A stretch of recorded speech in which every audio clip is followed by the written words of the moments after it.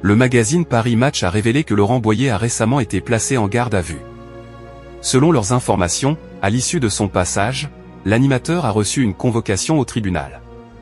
Ce mercredi 2 avril, nos confrères de Paris Match ont révélé que Laurent Boyer a récemment été placé en garde à vue pour violence conjugale habituelle ayant entraîné une incapacité de travail supérieure à 8 jours, harcèlement sur conjoint ayant entraîné une incapacité de travail supérieure à 8 jours, et atteinte à l'intimité par fixation d'images à caractère sexuel. Dans cette plainte, déposée début 2024 par une de ses anciennes compagnes, la plaignante accuse notamment l'animateur d'avoir créé un faux compte Facebook à son nom, utilisé dans l'unique but de diffuser une photo intime d'elle sans son consentement, dans lequel on pourrait entrevoir son visage, sur les photographies partagées.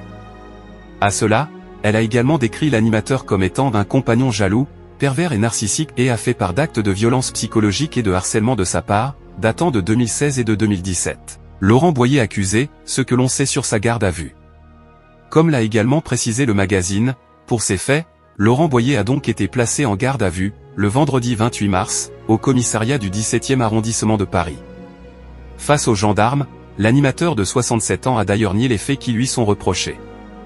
En plus de la procédure habituelle, il a également subi, sur place, un examen psychiatrique et a été diagnostiqué d'un trouble de l'humeur ainsi que de nombreuses difficultés à supporter la frustration. Un diagnostic qui a ainsi encouragé les autorités à lui recommander d'avoir un suivi psychologique et addictologique. Une fois sa garde à vue terminée et après avoir été entendu par les autorités, l'animateur emblématique de Graines de Star a pu être libéré. Pour les faits qui lui sont reprochés, il devra comparaître en septembre 2026 au tribunal judiciaire de Paris.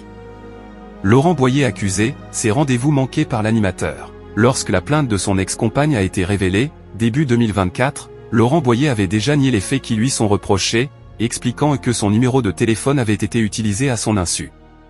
Selon nos confrères, l'animateur aurait déjà été convoqué à plusieurs reprises par la police pour répondre à ces accusations, mais surtout pour répondre à celles de violences psychiques et psychologiques.